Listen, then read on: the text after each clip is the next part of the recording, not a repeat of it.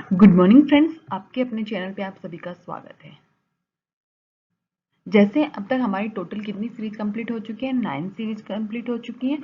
आज हम कौन से नंबर की सीरीज पढ़ेंगे? 10th नंबर की सीरीज। ओके स्टूडेंट्स, जैसे हमने 5th सीरीज में, 10th सीरीज में, 9th सीरीज में जो भी मल्टीपल क्वेश्चन पढ़े हैं, वैसे ही आज भी हम क्या पढ़ेंगे? मल्टीपल क्वेश्चन पढ़ेंगे, जो हमारी क्या होंगे, एग्जाम की दृष्टि से बहुत ही हेल्पफुल होंगे। ओके स्टूडेंट्स, हम पढ़ना स्टार्ट करते हैं बिना टाइम वेस्ट किए हुए। तो आज का हमारा पहला क्वेश्चन है कि ऐतिहासिक पर्यटन स्थल हल्दी घाटी राजस्थान के किस जिले में स्थित है? जो पर्यटन स्थल हल्दी घाटी है वो राजस्थान का कौन सा ऐसा जिला है जिसमें स्थित है? स्टूडेंट्स, हम अब देखते हैं ऑप्शंस। ऑप्शन से ही हमें पता चलेगा कि कौन से जिले में स्थित है। ओके, तो ऑप्शन क्या दिए हुए हैं? उदयपुर। और बी ऑप्शन क्या दिया हुआ? Chittor. C option Bhilwara and D option क्या दिया हुआ? राजसमंद। तो हमें इसमें करेक्ट आंसर क्या बताना है कि हल्दी घाटी है वो राजस्थान के किस जिले में स्थित है। तो हमारा करेक्ट आंसर क्या होगा बताइए स्टूडेंट? डी ऑप्शन हमारा करेक्ट आंसर होगा। किस जिले में स्थित है? राजसमंद जिले में स्थित है। राजसमंद जिले में कैसे स्थित है? इसका हल्दी नाम, घाटी नाम हल्दी क्यों पड़ा और क्यों नाम नहीं क्यों पड़ा? तो हल्दी मतलब हल्दी का कलर कैसा होता है बताओ? हल्दी का जो कलर होता है वो कैसा होता है? पीला होता है। और वहाँ की जो मिट्टी है, हल्दी घाटी जो क्षेत्र है वहाँ की जो मिट्टी कैसी है? पीली है। इसके कारण उसका नाम कैसे पड़ गया? हल्दी घाटी नाम पड़ा था।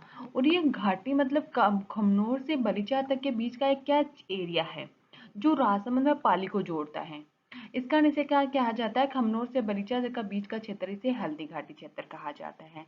अब हल्दी घाटी नाम आते ही स्टूडेंट्स हमारे मन में ये उठता है कि क्वेश्चन कहाँ से उठते हैं। एक तो हमने पढ़ लिया कि किस जिले में स्थित है? राजसमंद जिले में। कौन से जो दो जिले हैं उनको जोड़ता है? तो राजसमंद में पाली जिले को। और ये कौन सा एरिया जो राजसमंद में पाली को जोड़ता है? तो कौन सा एरिया है? खमनोर से बलीचा तक का बीच का जो क्षेत्र है वो जो होता है हल्दी घाटी क्षेत्र को जोड़ता है। ओके स्टूडेंट्स, अब आता है हल्दी घाटी युद्ध किन के मध्य हुआ? हल्दी घाटी जो बैटल है वो किसके मध्य हुआ था बताना स्टूडेंट। हमने पहले भी पढ़ा है किसके मध्य हुआ था? महाराणा प्रताप व अकबर, मुगल सम्राट अकबर के बीच हुआ था। महाराणा प्रताप की जो सेना थी उसका नेतृत्व किसने किया था? भूमट बिन आंदोलन जो था उसके प्रमुख नेतृत्व करता थे वो क्या थे? राणा पुंजा थे। और अकबर की सेना का नेतृत्व किसने किया था? आमेर के मान सिंह ने किया था। Okay students, most important question ये आता है इसमें कि हल्दी घाटी का युद्ध कब हुआ था? कब हुआ था हल्दी घाटी का युद्ध? तो 18 जून 1576 को हुआ था। कब हुआ था स्टूडेंट हल्दी घाटी का युद्ध? 18 जून 1576 को हुआ था। हमारे जो प्रसिद्ध इतिहासकार थे जिन्हें राजस्थान के इतिहास का क्या कहा जाता है? पितामह कहा जाता है। सिर्फ नाम बताइए किन्हें कहा जाता है राजस्थान के इतिहास का पितामह? तो कौन थे? कर्नल जेम्स टोड, जिन्होंने हल्दी घाटी युद्ध को क्या कहा था? Thermopylae of Mewar. तो यहाँ से क्वेश्चन उठ सकता है कि कौन सा ऐसा युद्ध है जिसे थर्मोपोली ऑफ मेवाड़ कहा जाता है? तो कौन सा युद्ध है? हल्दी घाटी का युद्ध। किसने कहा था? कर्नल जेम्स टोड ने कहा था। ओके स्टूडेंट्स, नेक्स्ट क्वेश्चन की ओर बढ़े। सबको समझ में आएगा कि कौन से जिले में स्थित है? राजसमंद जिले में स्थित। नेक्स्ट क्वेश्चन है हमारा कि निम्नलिखित में से कौन सा चित्तौड़गढ़ दुर्ग में स्थित नहीं है? इसमें ऑप्शन दिए हुए हैं कि विजय स्तंभ है जो नहीं स्थित है चित्तौड़गढ़ दुर्ग में, या फिर कीर्ति स्तंभ नहीं स्थित है, या कुंभा महल, या मोती महल। कौन सा ऐसा है जो चित्तौड़गढ़ दुर्ग में स्थित नहीं है? तो हमारा करेक्ट आंसर क्या है स्टूडेंट? डी जो है वो हमारा करेक्ट आंसर है कि मोती महल जो है वो चित्तौड़गढ़ दुर्ग में स्थित नहीं है। नेक्स्ट क्वेश्चन की ओर बढ़ते हैं हम। नेक्स्ट और थर्ड नंबर क्वेश्चन है प्रसिद्ध आदिवासी मेला। ये क्या? आदिवासियों का मेला है। वेणेश्वर धाम मेला किस जिले में भरता है? तो पहला तो क्वेश्चन हमारा क्वेश्चन से ही बन रहा है कि वेणेश्वर जो मेला है वो किससे रिलेटेड है। वेणेश्वर धाम का जो मंदिर है वो किससे रिलेटेड हो, किससे है? ये आदिवासियों का एक मेला है। इसमें आदिवासी लोग क्या होते हैं? बड़ी संख्या में शामिल होते हैं। तो कौन से जिले में स्थित है? हम ऑप्शन देखेंगे। ए ऑप्शन क्या दिया हुआ है? बाड़मेर। एंड बी ऑप्शन क्या है? प्रतापगढ़। सी ऑप्शन है डूंगरपुर एंड डी ऑप्शन क्या है? बांसवाड़ा। तो करेक्ट आंसर क्या होगा? बेणेश्वर धाम किस जिले में स्थित है? डूंगरपुर जिले में स्थित है। स्टूडेंट, बेणेश्वर धाम किस जिले में स्थित है? डूंगरपुर में। और ये किसका मेला भरता है? यहाँ पे आदिवासियों का क्या होता है? ये मेला है। ओके स्टूडेंट, नेक्स्ट क्वेश्चन की ओर बढ़े। नेक्स्ट क्वेश्चन है राजस्थान में मुक रामलीला का आयोजन कहाँ होता है? मुक से रिलेटेड होता है कि जिसमें आपस में आदान प्रदान जो होता है वो मुंह से विचारों के माध्यम से नहीं होता, संवाद के माध्यम से नहीं होता। इसमें क्या था, चुपचाप रह के वो रामलीला की जाती है। तो ऐसा रामलीला की जाए तो वो क्या होगी, बहुत ही प्रसिद्ध रामलीला होगी। तो उसका आयोजन कहाँ होता है, ऐसी राजस्थान की कौन सी जगह है जहाँ पे क्या होता है, मुख्य रामलीला का आयोजन होता है। ओके स्टूडेंट्स, ऑप्शन देखेंगे हम कि गिजगढ़ में होता है, एंड बी ऑप्शन शाहपुरा में होता है, एंड सी ऑप्शन बिशाऊ में होता है, डी ऑप्शन क्या अटरू में होता है। तो कौन सा ऐसा जिला या उसका स्थान है जहाँ पे मुख्य रामलीला का आयोजन होता है, जो बहुत ही अधिक प्रसिद्ध है। जो झुंझुनू जो जिला है उसका बिशाऊ जो स्थान है, वहां पे क्या होता है, मुख्य रामलीला का आयोजन होता है। क्या होता है वहां पे, मुख्य रामलीला का आयोजन होता है। करेक्ट आंसर क्या होगा, बिसाऊ। झुंझुनू आए तो हम इसमें झुंझुनू भी करेंगे। ओके, नेक्स्ट क्वेश्चन है, जैन विश्व भारती का मंदिर, जैन विश्व भारती का मंदिर नागौर जिले के किस स्थान पे है। अब आपसे क्वेश्चन से एक क्वेश्चन आ रहा है कि कई बार जिले का स्थान नहीं देके आपसे ये पूछा जा सकता है कि जैन विश्व भारती का मंदिर किस जिले में स्थित है। जैन विश्व भारती का मंदिर राजस्थान के किस जिले में स्थित है। तो हमें ऑप्शन से बताना है कि लाडनू जिले में स्थित है, लाडनू में स्थित है नागौर जिले के, या मकराना में, या कुचामन सिटी में, या डीडवाना में। तो सभी किससे रिलेटेड है, नागौर जिले से रिलेटेड है। लेकिन हमें क्या बताना है कि जैन विश्व भारती का जो मंदिर है वो नागौर जिले के किस स्थान पे स्थित है। तो करेक्ट क्या होगा हमारा, ए ऑप्शन करेक्ट होगा। क्या होगा, लाडनू में स्थित है। ओके स्टूडेंट, सबको समझ में आ रहा है। नेक्स्ट क्वेश्चन की ओर बढ़े। नेक्स्ट और 6 नंबर क्वेश्चन है कि 1857 की क्रांति में कहाँ विद्रोह नहीं हुआ था। तो हम विद्रोह वाली जगह है, अगर सब याद होंगी तो हम बता सकेंगे कि हमारा करेक्ट आंसर क्या होगा। कौन सी ऐसी जगह है जहाँ विद्रोह नहीं हुआ था, और स्टार्ट कब हुआ था, 28 मई को, और नसीराबाद में हुआ था। एरनपुरा में क्या हुआ था, बिगुल बजा था। अवध के ठाकुरों में इसमें पार्टिसिपेट किया था। ओके स्टूडेंट्स, तो इसमें देखेंगे कि कौन सा ऐसा था जिन्होंने विद्रोह नहीं किया था। तो ऑप्शन ए दिया हुआ अव्वा में, अव्वा ने किया था। तो हमारे ये तो क्या हो गया, करेक्ट हो गया कि ये नहीं होगा। ओके, सेकंड है एरनपुरा। तो एरनपुरा तो क्या मोस्ट इसका पार्ट रहा था 1857 की क्रांति का, तो ये भी करेक्ट हो गया। तो खेरवाड़ा, खेरवाड़ा क्या था, नहीं सुना हुआ है। तो ये हमारा क्या होगा, करेक्ट आंसर है कि विद्रोह में भाग किसने लिया, नहीं लिया था, खेरवाड़ा ने। देवली ने भी भाग लिया था। तो करेक्ट आंसर क्या हुआ, सी जो है वो हमारा करेक्ट आंसर है कि 1857 की क्रांति में विद्रोह में भाग किसने नहीं लिया था, खेरवाड़ा ने। 1857 की क्रांति के विद्रोह में क्या नहीं लिया था, भाग नहीं लिया था। ओके स्टूडेंट्स, नेक्स्ट क्वेश्चन की ओर बढ़े। सबको समझ में आ गया, सबका करेक्ट आंसर कर लिया सबने। ओके, अब आता है कि बेगू किसान आंदोलन का नेतृत्व किसने किया था। सबसे पहले तो हमने क्वेश्चन में ही देखा है कि बेगू किसान आंदोलन का नेतृत्व कब हुआ था, कब शुरुआत हुई, तो कब हुआ था, 1921 में हुआ था। स्टूडेंट, नाम के हमारे 20 क्यों हमसे क्यों आती है, लेकिन हम क्या करते हैं 20 की जगह इसमें बहुत सारे क्वेश्चन करते हैं। लगभग हम 80 की समथिंग तो 50 या 80 के बीच में तो पहुंच जाते हैं क्वेश्चन करते हुए। क्योंकि कई बार 50 के समथिंग होते हैं, कई बार हम हाई भी चले जाते हैं। तो हमारे क्या होता है कि हम 20 का तो नाम करते हैं, लेकिन हमारे एक एक जो सीरीज होती है उनमें एक सेक्शन जो होता है उसमें हम काफी सारे क्वेश्चन कर सकते हैं कंप्लीट, जो एग्जाम की दृष्टि से क्या होते हैं हमारे लिए बहुत ही अधिक हेल्पफुल होते हैं। इसके साथ साथ स्टूडेंट, आपको चैनल को लाइक शेयर एंड सब्सक्राइब जरूर करना है। अब जितना शेयर करेंगे तो सब तक अपना क्या पहुंचेगा, नॉलेज पहुंचेगा, क्वेश्चन भी पहुंचेंगे, तो वो उनके लिए क्या होंगे, एग्जाम में हेल्पफुल होंगे। तो हमारा 7 नंबर क्वेश्चन क्या है, बेंगू किसान आंदोलन जो है उसका नेतृत्व किसने किया था। तो ऑप्शन दिए हुए हैं कि जमनालाल बजाज ने किया था, बी ऑप्शन दिया माणिक्यलाल वर्मा ने, सी रामनारायण चौधरी ने, नाम डी ऑप्शन नैनूराम शर्मा ने। तो बेगू किसान आंदोलन का नेतृत्व 1921 में किसने किया था, रामनारायण चौधरी ने किया था। जो बेगू किसान आंदोलन है, कोई भी आंदोलन होता है वो किसी ना किसी रीजन से होता है। ऐसे तो कोई भी व्यक्ति कोई आंदोलन नहीं करेगा, किसी को नहीं शौक होता कि वो आंदोलन करे। तो कोई रीजन होता है उसके कारण उन्हें आंदोलन करना पड़ता है। तो बेगू किसान आंदोलन ऐसा क्या रीजन था जिसके कारण इसकी शुरुआत करनी पड़ी। तो इसमें क्या हुआ था, बिगाड़ प्रथा जो थी उसका क्या किया था, बेगू जो लोग थे उन्होंने क्या किया था, इसका विरोध किया था। पहले तो इसका रामनारायण चौधरी ने नेतृत्व किया था। क्या किया था, बेगार प्रथा का विरोध किया था किसानों ने। पहले तो इसका रामनारायण चौधरी ने नेतृत्व किया, लेकिन बाद में इसको किसने संभाला था, विजय सिंह पथिक ने संभाला था। विजय सिंह पथिक क्या थे, राजस्थान का जो किसान आंदोलन थे उसके मुख्य सहयोगकर्ता या मुख्यकर्ता थे। विजय सिंह पथिक का एक क्वेश्चन है कि इसका मूल नाम क्या था, भूप सिंह था। इस समय अगर बेगू का ठाकुर देखा जाए तो बेगू का ठाकुर हमें पूछा जाए तो कौन होता है, अनूप सिंह था। इस समय बेगू का ठाकुर कौन था, अनूप सिंह था। स्टूडेंट, यह भी आपको याद रखना है कि इस समय बेगू का ठाकुर कौन था, अनूप सिंह था। तो हमें क्वेश्चन हमारा क्या था, बेगू किसान आंदोलन का नेतृत्व किसने किया, रामनारायण चौधरी में। बाद में इसकी बागडोर किसने संभाली थी, विजय सिंह पथिक ने संभाली थी। स्टूडेंट सबका करेक्ट आंसर है। नेक्स्ट क्वेश्चन की ओर बढ़े। 8 नंबर क्वेश्चन है कि पुरंदर संधि कब व किन के मध्य हुई। पुरंदर की जो संधि थी वो कब व किन के मध्य हुई थी, वो तो हम ऑप्शन देखेंगे तभी तो हमें पता चलेगा ना। 11 जून 1665 को मिर्जा राय जय सिंह व शिवाजी के मध्य, या फिर बी ऑप्शन 11 जून 1666 सवाई जय सिंह या शिवाजी के मध्य, and D option C option क्या है 11 जून 1668 को मान सिंह व शिवाजी के मध्य, एंड इनमें से कोई नहीं। तो आपको ये तो पता है कि अगर इनमें से कोई नहीं होगा तो मैम हमें बताएंगी कि आंसर क्या है। तो हमारा करेक्ट आंसर क्या होगा स्टूडेंट, सब लोग बताइए क्या होगा करेक्ट आंसर इसका। जल्दी फास्ट क्विक बताइए कि आंसर क्या होगा। पुरंदर संधि कब व किन के मध्य हुई। तो 11 जून 1665 को मिर्जा राजा जय सिंह व शिवाजी के मध्य हुई थी। पुरंदर संधि कब किन के मध्य हुई, मिर्जा राजा जय सिंह व शिवाजी के मध्य हुई। और कब हुई थी ये, 11 जून 1665 को हुई थी। कब हुई संधि, 11 जून 1665 को। और किन के मध्य हुई, मिर्जा राजा जय सिंह व शिवाजी के मध्य हुई। स्टूडेंट सबने नोटबुक में अपना राइट कर लिया आंसर। नेक्स्ट क्वेश्चन की ओर बढ़े। नेक्स्ट क्वेश्चन है, राजस्थान के किस ऐतिहासिक दुर्ग के मुख्य द्वार पर जयमल व फरता की मूर्तियां स्थित। ऐसा कौन सा दुर्ग है जिसके द्वार पर जयमल व फरता जो उनकी मूर्तियां स्थित है। ओके, तो कौन सा ऐसा दुर्ग है, चित्तौड़गढ़ का दुर्ग स्थित है, जूनागढ़ का है, या फिर रणथंभौर का दुर्ग है, या कुंभलगढ़ का दुर्ग है, जहाँ पे द्वार पे जयमल व फत्ता की मूर्तियां स्थित है।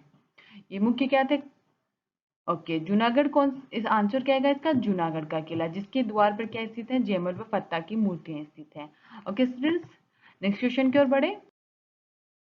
नेक्स्ट क्वेश्चन है कि हरमाड़ा का युद्ध कब हुआ। तो हरमाड़ा का युद्ध हुआ था, कब हुआ था और किन किन के मध्य हुआ था। तो हमें पूछा जाता है, वो ऑप्शन में हम देखेंगे कि मेवाड़ या मारवाड़ा के मध्य, मारवाड़ व आमेर, या फिर मेवाड़ व आमेर, या इनमें से कोई नहीं। तो हमारा करेक्ट आंसर क्या होगा कि हरमाड़ा का युद्ध किन किन के बीच हुआ था। बताइए स्टूडेंट आंसर क्या होगा इसका। तो हरमाड़ा का जो युद्ध है वो मेवाड़ व मारवाड़ के बीच हुआ था। किन के बीच हुआ था, मेवाड़ व मारवाड़ के बीच।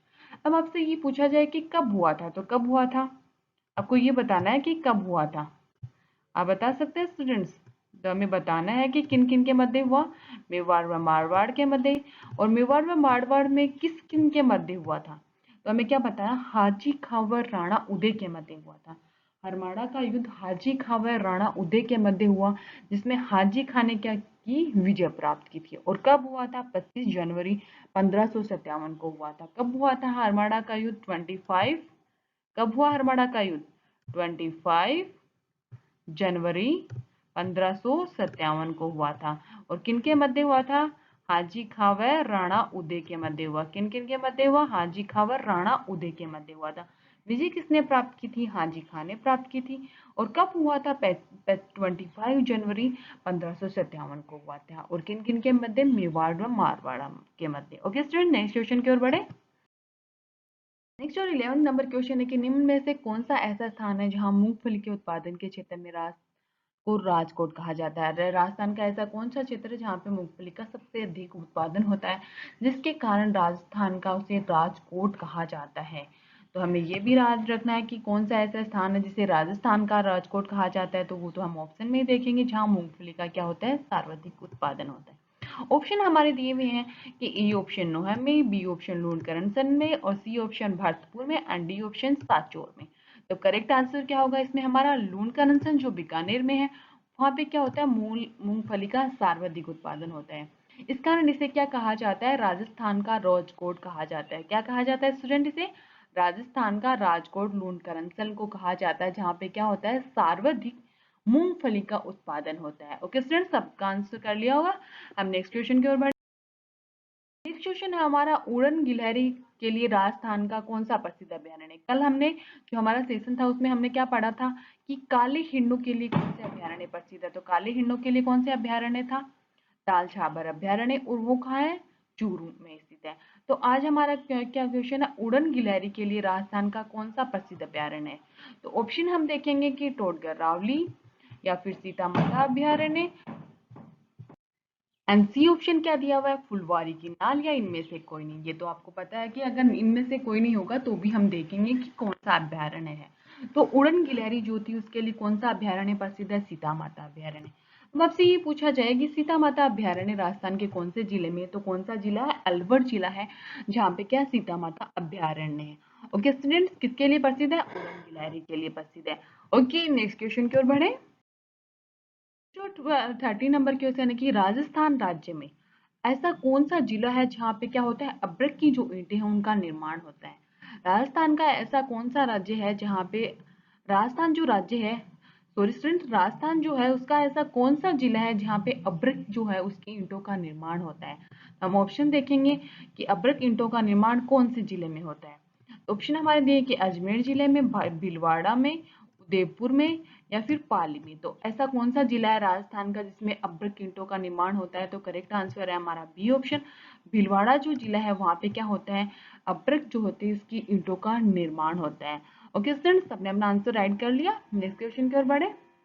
ओके नेक्स्ट क्वेश्चन है हमारा, राजस्थान में घरों में वर्षा का जल सुरक्षित रखने के लिए कर बाद में काम में लेते हैं, ये यहाँ ये वर्षा जल क्या कहलाता है? राजस्थान में क्या होता है? बरसात कम होती है। इसके अलावा क्या कुछ ऐसे एरिया जहाँ बहुत कम बरसात होती है, पीने योग्य जो पानी है वो भी पीने योग्य नहीं है। जो डेली यूज में हम पानी लेते हैं वो क्या होता है? पीने योग्य नहीं है। तो उसके लिए क्या करते हैं कि लोग पानी को, जब बरसात होती है, वर्षा का टाइम होता है, तो पानी जो होता है उसको इकट्ठा करते हैं और उसको बाद में क्या है? पीते हैं, काम में लेते हैं, खाना बनाने में, पीने में काम में लेते हैं। तो ये वर्षा का जल जो होता है वो क्या कहलाता है? तो हम देखेंगे कि वर्षा का जल क्या कहलाता है। ऑप्शन हमारे इसमें दिए हुए हैं कि नाड़ी कहलाता है, या फिर उपरोक्त सभी, या फिर पालर पानी, या फिर खड़िन। कि उपरोक्त सभी कहा जाएगा, या पालर पानी कहा जाएगा, खड़िन कहा जाएगा, नाड़ी कहा जाएगा।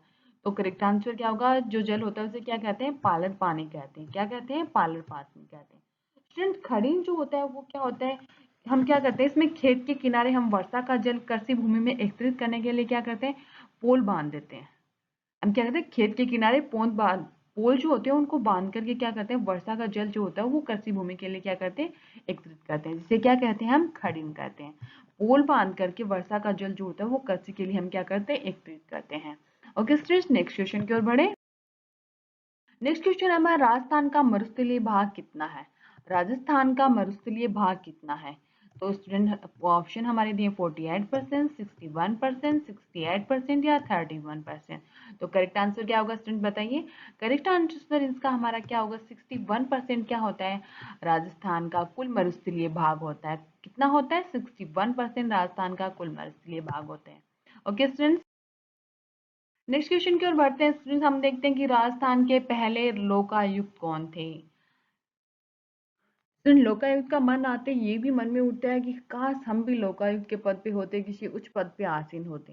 स्टूडेंट्स, आपकी अपनी लाइफ को अगर आपको बेटर बनाना है, तो आप कुछ भी आपको बनना है तो अपने टारगेट बनाइए, सपने देखिए, तो उनको सपने अगर देखेंगे, अपने ड्रीम देख के सोचेंगे, तो आप उनको लग जाइए, जुट जाइए कि हमने ये ड्रीम सोचा है, हमें इस ड्रीम को पूरा करना है, चाहे कुछ भी करना पड़े हमें, खाना पीना सब भूल के हम ये क्या करेंगे?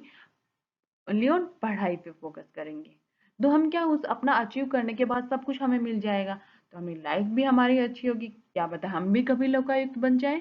ओके सर, आपको ये सोच अपने ड्रीम सोचने हैं, किसी भी एग्जाम की प्रिपरेशन करो तो आप उसका टारगेट बनाओ, और कि हमें इसको पाके ही रहना है, या हमें इसके लिए कुछ भी करना पड़े।